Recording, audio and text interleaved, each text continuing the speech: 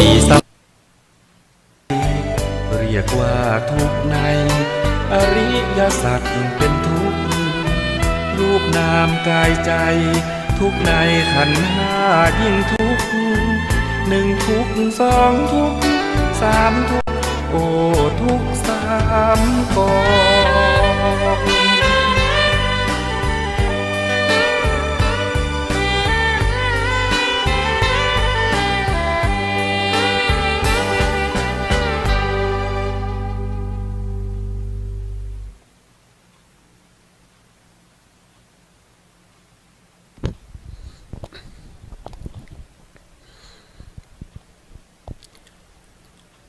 อะระหังสัมมาสัมพุทโธภควาพุทธังภวันตังอภิวาเทมิสวากขาโตภควตาธัมโมธัมมังนามัสสามิสุปฏิปันโนภะคะวะโตสาวกสังโฆสังฆังนะมามินะโมตัสสะภะคะวะโตอะระหะโตสัมมาสัมพุทธัสสะนะโมตัสสะภะคะวะโตอะระหะโตสัมมาสัมพุทธัสสะนะโมตัสสะภะคะวะโตอะระหะโตสัมมาสัมพุทธัสสะสัมมาสัมพุทธะมัตตุลังสัสสะธัมมาคานุตามังอาภิวาทิยาภาสิสังอาภิธรรมมัตถาสังฆังตถาวุตตาภิธรรมมัตถาจตุธาปรมัตตาโตจิตตังเจตสิกังดูปังนิพพานามิติสัพพทาขอนมัสการพระมหาเถระพระสังฆาธิการพระเถรานุเถระและขอสวัสดีท่านผู้ฟังที่สนใจในเรื่องของพระอภิธรรมครับรายการนี้ก็เป็นรายการพระอภิธรรมเป็นรายการพระไตรปิฎกลอยฟ้าในส่วนที่เป็นของพระอภิธรรมนะครับผมเป็นผู้ช่วยนะครับเป็นผู้ช่วยดำเนินการเกี่ยวกับเรื่องของพระอภิธรรมนะครับจริงๆรายการนี้เป็นรายการของท่านของพระครูนะครับพระครูพระครูโทษทีครับพระครูปริยัติยานุศาสตร์นะครับซึ่งเป็นรองเจ้าคณะอำเภอเมืองเชียงใหม่เป็นแล้วก็เป็นเจ้าอาวาสวัดฝายหินด้วยนะครับเราก็ได้พูดเรื่องของพระอภิธรรมก็มากหลายครั้งแล้วนะครั้งนี้ก็เป็นครั้งที่39นะครับ39นะครับวันนี้ก็จะพูดต่อนะครับพูดต่อที่เมื่อตอนเช้ารุ่งประมาณตีห้ากว่านะครับก็สิ่งที่จะพูดก็คือยังอยู่ในส่วนที่ก็อภัยครับยังอยู่ในส่วนที่เรื่องของกุญแจดอกที่สองในรูปาวจรจิตนะครับรูปาวจรจิตรูปาวจรจิตเนี่ยมีอยู่15ดวงนะครับก็แบ่งออกเป็น3ส่วนนะที่เราเรียนไปแล้วนะครับส่วนที่1ก็จะเป็น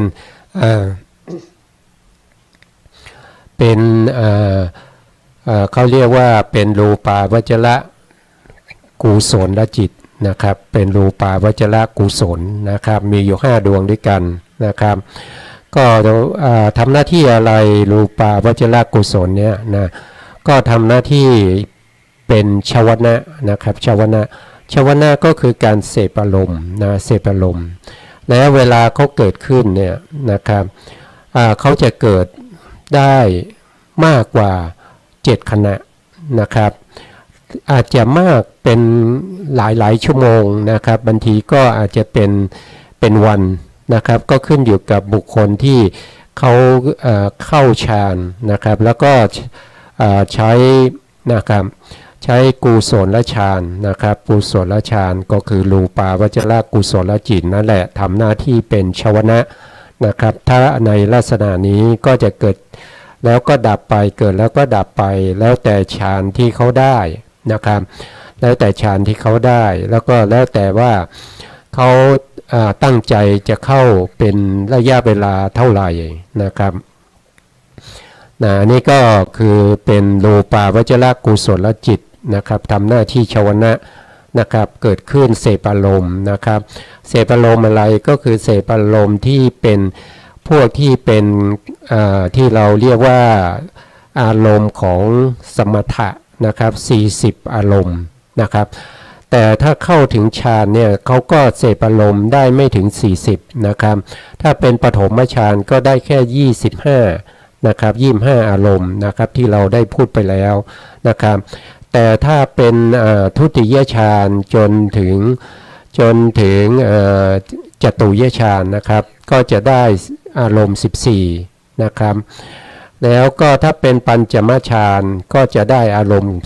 12นะครับการที่เราพูดถึงฌานเนี่ยนะครับส่วนใหญ่ก็จะได้ยินเฉพาะฌาน4ใช่ไหมครับแต่ในที่นี้เนี่ยพูดถึงฌาน5นะครับบางคนก็ได้ยินแล้วบางคนก็เข้าใจแล้วนะแต่บางคนก็ยังไม่เข้าใจนะครับว่าทำไมอภิธรรมถึงมีฌาน5นะครับก็เพราะว่าขึ้นอยู่กับอัธยาศัยของผู้ที่ได้ฌานนะครับเมื่อได้ฌานนะครับฌานเนี่ยฌานที่เราพูดถึงเนี่ยก็คือสมาธิเนี่ยเขามีมาก่อนที่พระพุทธศาสนาของเราจะอุบัติขึ้นนะครับเกิดขึ้นมีมาก่อนพระสัมมาสัมพุทธเจ้าจะอุบัติขึ้นมานะครับเพราะฉะนั้นสมาธินี้นะครับจึงมีอารมณ์ที่เขาใช้ในการภาวนาก็หลากหลายอารมณ์นะครับ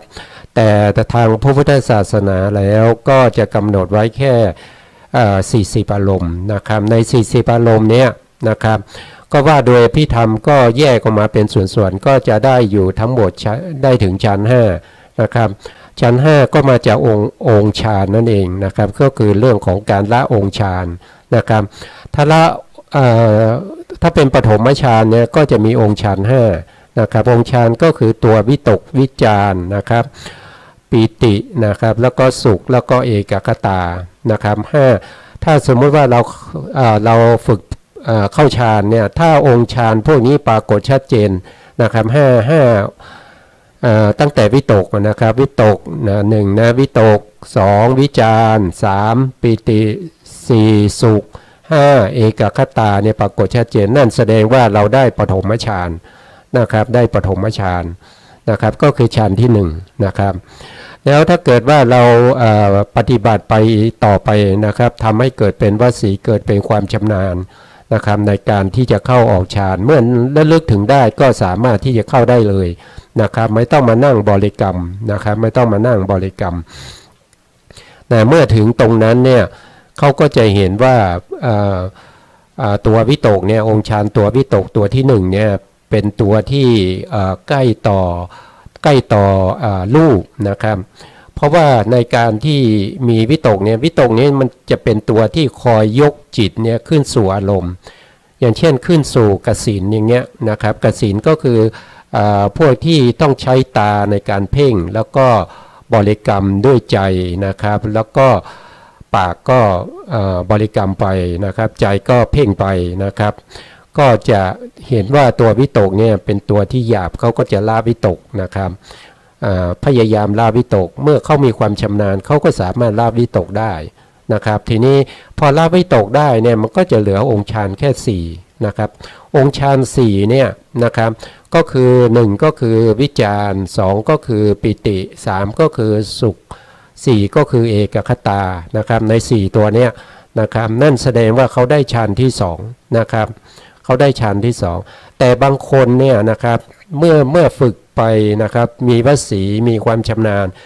บางทีเขาจะละทั้งวิตกวิจารพร้อมกันนะครับละวิตกวิจารพร้อมกันนะครับ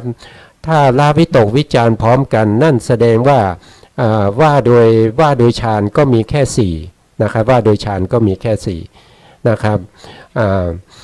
เพราะฉะนั้นเราก็จะสามารถที่จะรู้ได้ว่านะครับมีฌาน5หรือฌาน4ก็อยู่ที่ตัววิตกกับวิจารที่เราละได้ถ้าละพร้อมกันได้ก็เหลือฌาน4ถ้าละไม่พร้อมกันละวิตกครั้งหนึ่งละวิจารครั้งหนึ่งก็จะเป็นฌาน5นะครับในพระอภิธรรมนี้นะครับเพราะว่าเป็นอัธยาศัยของการละทีละระดับเนี่ยเป็นอัธยาศัยของพวกที่เป็นเทวดานะครับที่ท่านมีความละเอียดในการที่จะละไปทีละตัวนะครับทีนี้ในการเข้าฌานเนี่ยปกติแล้วก็จะมีเป็นวิถีใช่ไหมครับเมื่อมีวิถีเนี่ยเราก็ควรจะศึกษานะครับศึกษาเรื่องของวิถีไว้บ้างนะครับเพื่อที่เราจะสามารถที่จะเข้าใจในเรื่องของการที่เราจะบริกรรมที่เราจะทำสมาธิหรือทำฌานให้เกิดขึ้นนะครับทีนี้เรามาดูนะครับมาดูเรื่องของวิถีที่เป็นฌานนะครับที่ผมเขียนไว้ตรงนี้นะครับก็คือวิถีที่เป็นฌานสมาบัติวิถีนะครับตรงนี้นะครับเริ่มต้นตั้งแต่ตรงนี้นะครับตรงนี้เนี่ยนะครับก็จะเป็นภวังคจิตใช่ไหมครับภวังคจิตนะภวังคจิตเนี่ยจะเกิดมากมายนะครับเกิดมากมายเพราะว่าเวลาที่จิตเกิดดับเนี่ยมันรวดเร็วมากนะครับแค่เวลาเราดีดนิ้วมือครั้งหนึ่งเนี่ยลัดนิ้วมือหนึ่งนะครับก็จะเกิดดับไปตั้งแสนโกฏนะครับบุคคลนี้ก็นั่งในการเพ่งกสิณอย่างใดอย่างหนึ่งนะครับหรือว่าใช้อานาปานสตินะกำหนดรู้ที่ลมหายใจนะครับวิธีแรกนะครับวิธีแรกเนี่ยก็จะเป็นลักษณะอย่างนี้นะครับก็จะหลังตรงที่เขาภาวนาเนี่ยก็จะเป็นภวังค์ที่ถูกอารมณ์ที่กระทบนะครับเกิดการหวั่นไหวนะครับเกิดการหวั่นไหวเราเรียกว่าเป็นภวังคัจเจรณะนะครับภวังคัจเจรณะนะครับหลังจากนั้นภวังคจรณะเนี่ยก็จะดับไปก็จะมีภวังคจิตดวงใหม่เกิดขึ้นอันนี้ภวังคจิตดวงใหม่เนี่ยเราจะเรียกว่าเป็นภวังคูปเฉทะภวังคูปเฉทะนี่ก็จะหวั่นไหวมากขึ้นนะครับมันก็จะหลุดไปพอหลุดไปแล้วก็จะมีจิตดวงหนึ่งเกิดขึ้นมานะครับจิตนั้นก็จะเป็นเขาเรียกว่าเป็นมโนทวาราวชนะจิตนะครับที่ทำหน้าที่อาวชนะนะครับมโนทวาราวชนะจิตนี้อยู่ที่ไหนก็อยู่ในอเหตุกะที่เราในชาร์ตนะครับอยู่ในอเหตุกะกิริยานะครับดวงที่2นะครับที่ต่อจากปัญจทวาราวชนะจิตนะครับก็มาเกิดตรงนี้นะครับทำหน้าที่อาวชนะไปสู่อารมณ์นะครับไปสู่อารมณ์อะไรถ้าสมมติว่าเราเพ่งกสิณที่เป็นดินที่เรามาเพ่งนะครับมโนทวาราวชนะจิตทำหน้าที่อาวชนะก็น้อมใจเนี่ยไปสู่องค์กสิณที่เป็นปัทวีนั้นนะครับถ้าเกิดว่าเรา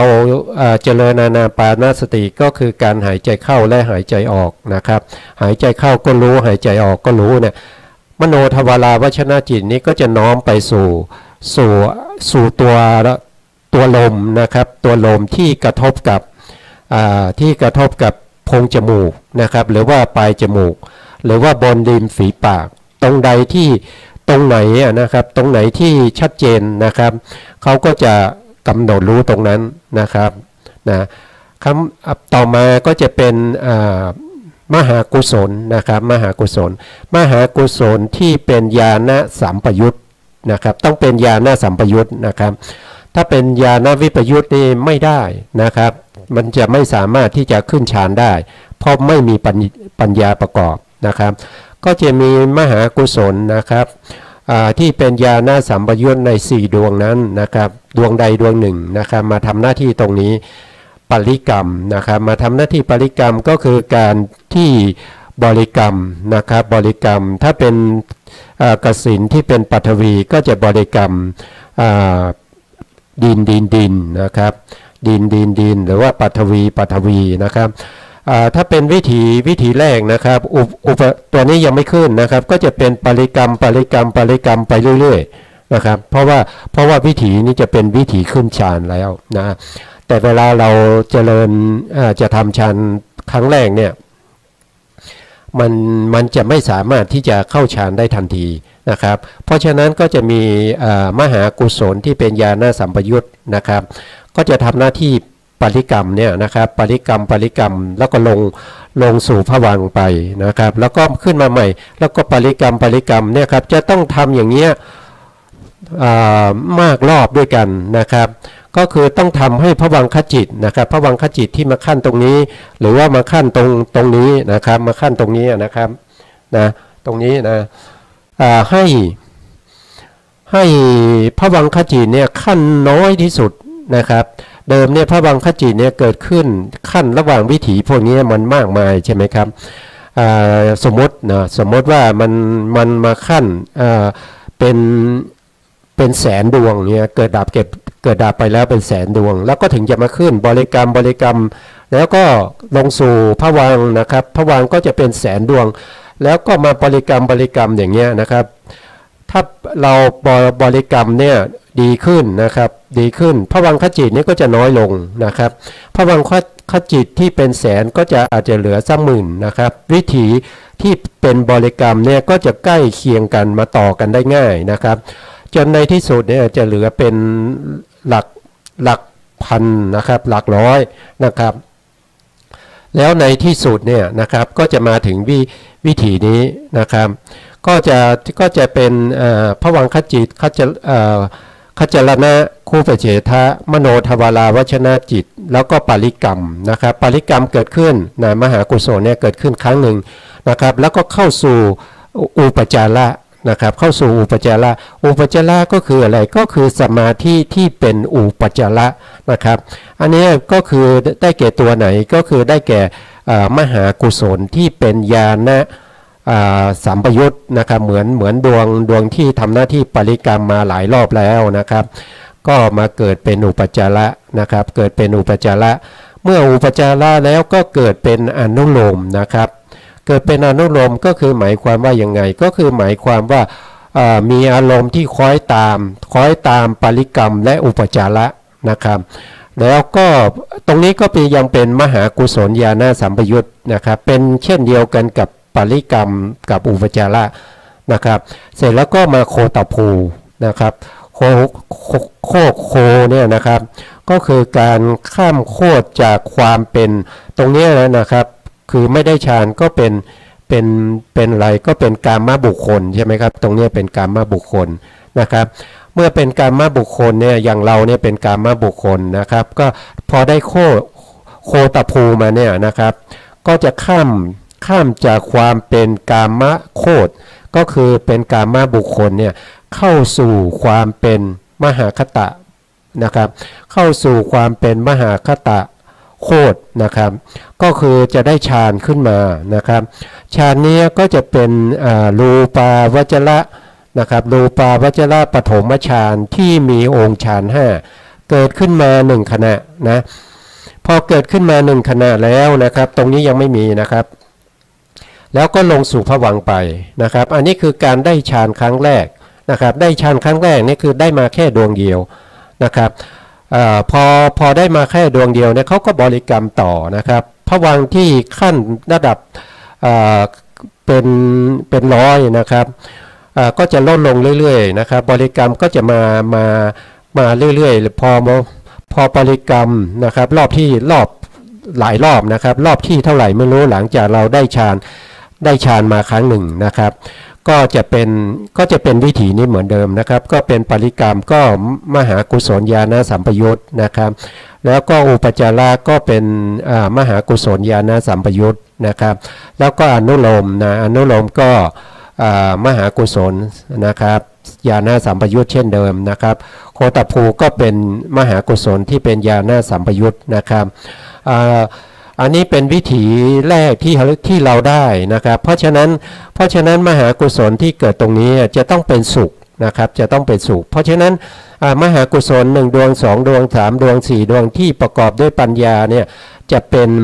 จะมีเวทนาเป็นสมนัตนะครับเป็นเวทนาเป็นสมนัตยังไม่เป็นอุเบกขานะครับยังไม่เป็นอุเบกขานะครับหลังจากนั้นเขาก็ข้ามโคตรอีกทีนะครับเขาก็จะเข้าสู่ฌานนะครับทีนี้ฌานในขณะที่เขาเข้าเนี่ยนะครับเพราะว่าเขามีความชำนาญแล้วจากเดิมเนี่ยได้แค่ดวงเดียวใช่ไหมครับแล้วก็ได้หลายดวงขึ้นมานะครับจนทำเป็นวสีเนี่ยนะครับวสีก็คือความชำนาญในการเข้าฌานนะครับจนเขาสามารถที่จะกำหนดได้นะครับว่าเขาจะอยู่ในฌานเนี่ย1 ชั่วโมงนะครับหรือว่า2 ชั่วโมงหรือว่า5 ชั่วโมงหรือว่า1 วันนะครับหรือว่า1 วันกับ1 คืนนะครับเราก็จะเห็นได้ว่านะครับฌานจิตเนี่ยที่เกิดดับไปตรงนี้เป็นฌานจิตนะครับฌานจิตเกิดขึ้นมานะครับรูปาวจรปฐมฌานจิตเกิดขึ้นมาแล้วก็ดับไป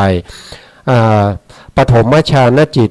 กุศลนะครับที่เกิดขึ้นนะครับแล้วก็ดับไปแล้วก็เกิดขึ้นมาอย่างนี้เกิดดับไปเรื่อยๆจะเป็นฌานจิตเท่านั้นไม่มีจิตอื่นมาแทรกเลยนะครับตรงนี้จะเป็นฌานจิตเพราะฉะนั้นถ้ากำหนดว่า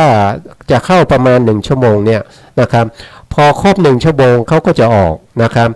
แต่ฌานจิตเนี่ยจะเกิดแก่เขาเนี่ยมากมายนะครับแค่ลัดนิ้วมือ1นะครับหรือว่าใน1 วินาทีในฌานจิตเนี่ยจะเกิดดับไปตั้ง 400,000 โกฏนะครับ 400,000 โกฏนะครับมากมายนะครับเพราะฉะนั้น1 ชั่วโมงเนี่ยจะมีฌานจิตเกิดขึ้นเนี่ยมากมายเพราะฉะนั้นเขาก็จะมีความสงบนะครับความสงบจากอะไรก็คือสงบจากตัวกามนะครับกามคุณทั้งหลายนะครับกามคุณทั้งหลายกามคุณก็คืออะไรกามคุณก็คือการได้เห็นนะครับการได้เห็นได้ยินนะครับการได้กินได้รสได้สัมผัสนะได้นึกคิดไปในเรื่องของความสวยความงามอะไรพวกนี้นึกคิดไปในเรื่องที่เป็นไปในกามทั้งหมดเนี่ยจะไม่เกิดขึ้นแก่เขานะครับก็จะสงบไปนะครับฌานจิตก็จะเกิดขึ้นนะครับฌานจิตนี้ก็จะเกิดขึ้นมากมายตามที่เขาต้องการนะครับเพราะว่าเขาเป็นอะไรเขาเป็นฌานลาภีบุคคลแล้วก็เขาทำให้เข้าฌานได้ด้วยความชำนาญที่เขาฝึกฝนมาจนเป็นวสีนะครับอันนี้ที่พูดไปเนี่ยที่เป็นมหากุศลญาณสัมปยุตนะครับ1 ดวง2 ดวง3 ดวง4 ดวงอันนี้ก็คือเป็นบุคคลที่เป็นปุถุชนนะครับเป็นบุคคลที่เป็นปุถุชนนะครับแล้วก็เป็นบุคคลที่เป็นพระอริยะบุคคลเบื้องต่ำ3นะครับก็คือมีโสดาบันสกทาคาอนาคามีนะครับก็จะใช้มหากุศลญาณสัมปยุตจิต4นะครับที่เป็นสมนัตนะครับเพราะว่าฌานนี้เป็นปฐมฌานนะครับหรือว่าถ้าเป็นพระอรหันต์นะถ้าเป็นพระอรหันต์ก็จะใช้มหากิริยาญาณสัมปยุตจิต4นะครับ4ในที่นี้นะก็จะต้องเป็นจะเป็นจริงๆแล้วตรงนี้เป็นปฐมฌานก็ได้แค่2นะครับที่เป็นอะไรที่เป็นเวทนาเป็นสมนัตนะครับที่ว่า4นี้ก็คือหมายถึงว่าวิถีเนี่ยนะครับวิถีเนี่ยสามารถไปเป็นวิถีในทุติยฌานตติยฌานจตุยฌานนะครับแล้วก็ปัญจมฌานด้วยก็เลยใส่มา4นะครับใส่มา4นะครับเพราะว่ามหากุศลที่มีเวทนาเป็นอุเบกขาเนี่ยนะครับที่เป็นบริกรรมอนุโลมบริกรรมอุปจาระอนุโลมโคตภูเนี่ยนะครับถึงจะมีอุเบกขาเวทนาถึงจะเป็นอุเบกขาได้ในฌานที่5นะครับถ้าเป็นฌาน1ฌาน2ฌาน3ฌาน4นะครับก็จะต้องเป็นสมนัตนะครับเขาจะต้องเป็นอย่างนี้นะครับอันนี้ก็เป็นฌานจิตนะครับถ้าเป็นบุคคลที่ได้ปฐมฌานก็คือ ก็คือรูปาวจระปฐมฌานจิตกุศลนะครับเป็นพวกที่เป็นปุถุชนนะครับแล้วก็เป็นพระอริยบุคคลเบื้องต่ำสามนะครับก็จะเป็นกุศลนะครับแต่ถ้าเป็นพระอรหันต์แล้วนะครับอันนี้ก็จะเป็นปฐมฌานจิตนะครับกิริยานะครับเป็นกิริยานะครับอันนี้ก็เป็นวิถีที่สำหรับบุคคลที่เขาได้ฌานแล้วก็ทำจนให้เกิดเป็นวสี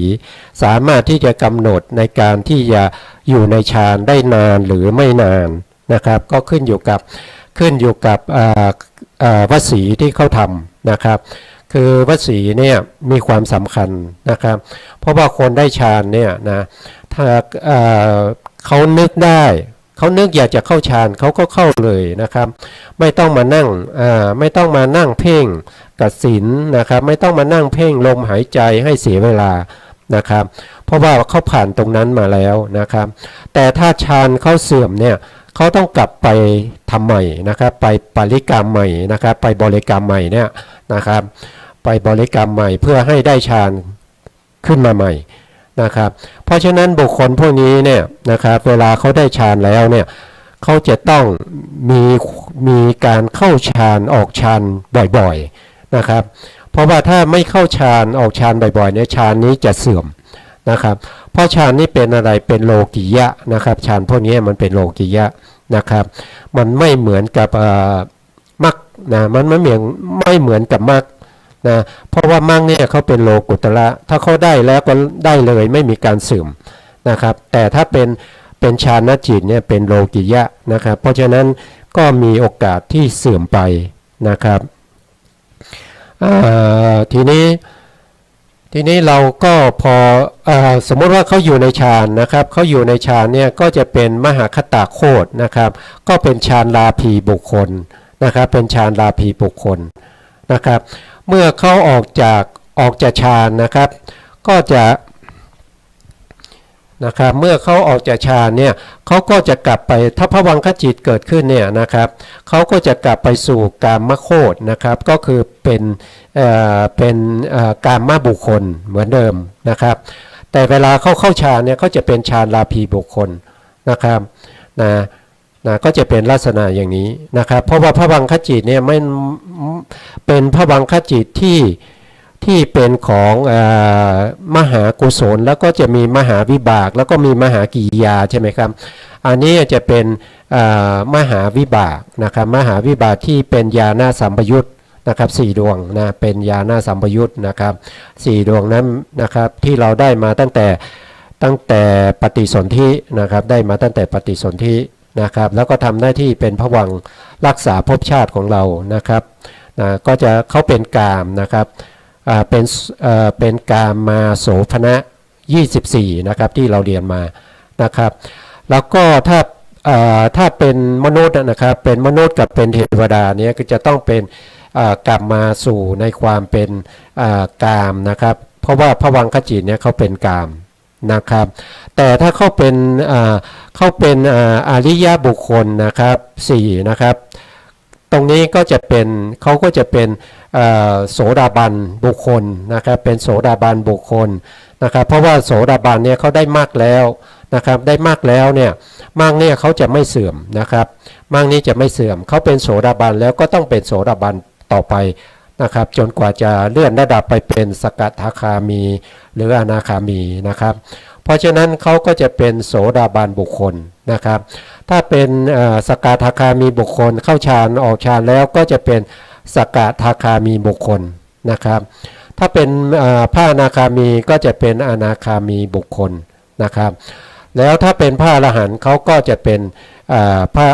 อรหันตบุคคลนะครับแล้วทำไมพระอริยบุคคลยังต้องมาเข้าฌานอยู่นะครับทำไมไม่ไปเข้าพระสมบัตินะครับพระสมบัติ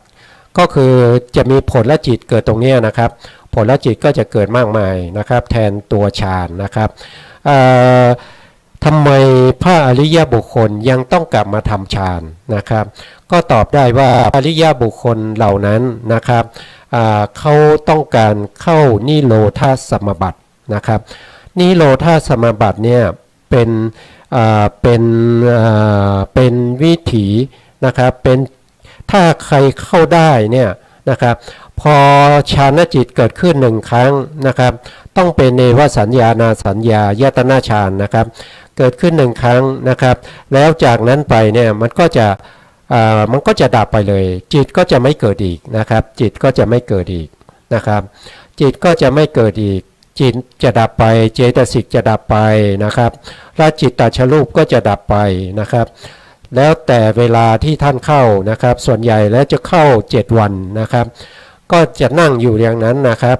มีแต่อะไรมีแต่กรรมชรูปนะครับกรรมชรูปอุตุชรูปอาหารชรูปที่เกิดสืบต่อกันไปนะครับจิตเจตสิกแล้วก็จิตตชรูปก็จะดับไป7วันนะครับพอวันที่เขากำหนดไว้ออกนะครับฌานจิตที่เป็นเนวสัญญานาสัญญาก็จะเกิดขึ้นนะครับพอเกิดขึ้นแล้วก็ดับไปนะครับพอดับไปแล้วภวังคจิตก็จะเกิดขึ้นเขาก็จะออกจากนิโรธสมาบัติได้นะครับก็จะเป็นลักษณะนี้นะครับเพราะว่าผู้ที่เป็นอริยบุคคลเนี่ยเขาต้องการใช้กำลังของฌานจิตนะครับร่วมกับกำลังของผลจิตที่เรียกว่าพละสมาบัติเนี่ยนะครับ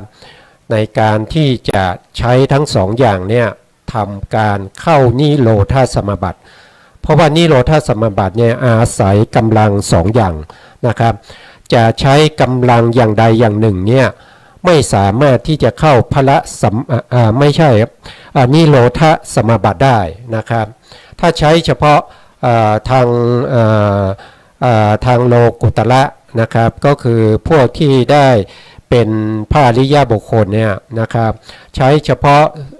โสดาปัตติผลนะหรือว่าสกทาคามิผลหรืออนาคามิผลหรืออรหันตผลเนี่ยไม่สามารถที่จะเข้านิโรธสมาบัติได้นะครับต้องทำสองอย่างนะสลับกันไปนะครับเข้าฌานปฐมฌานออกมาแล้วก็เข้าพละสมาบัตินะแล้วก็ออกจากพละสมาบัติแล้วก็เข้าทุติยฌานนะครับ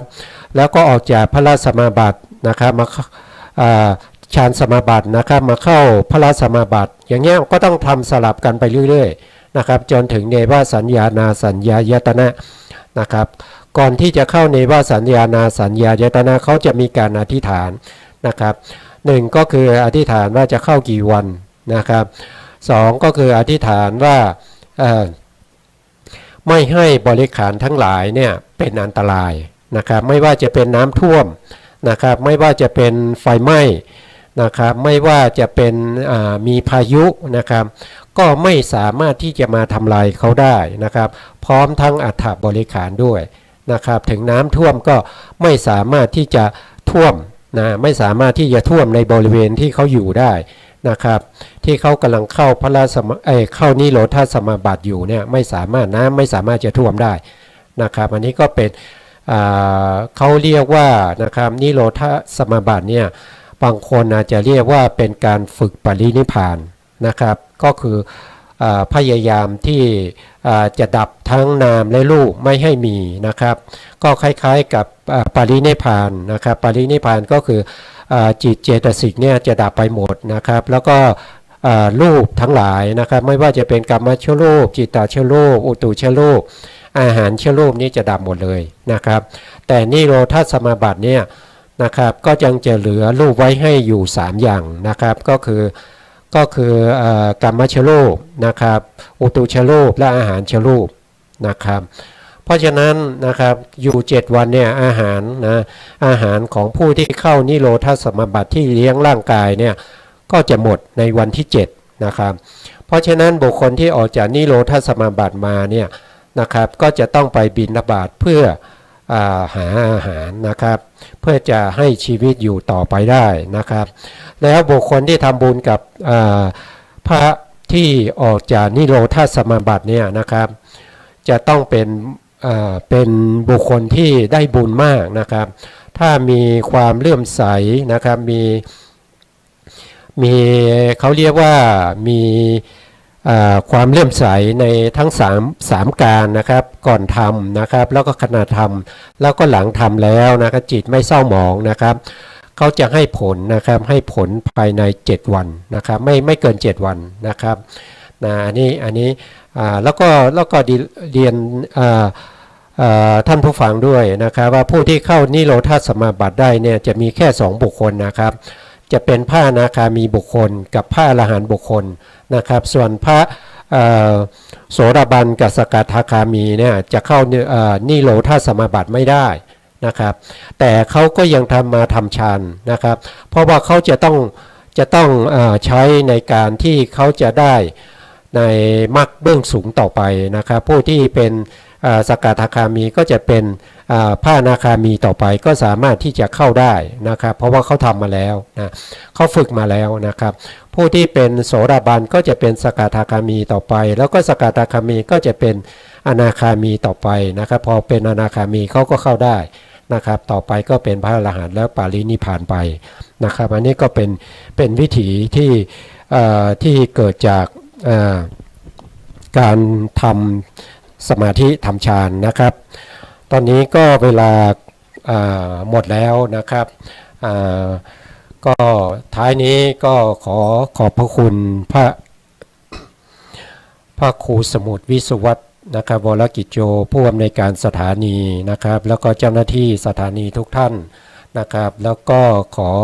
ให้ท่านผู้ฟังจงมีแต่ความสุขความเจริญนะครับแล้วก็ให้ได้ดวงตาเห็นธรรมในวัยนี้นะครับขอสวัสดีครับ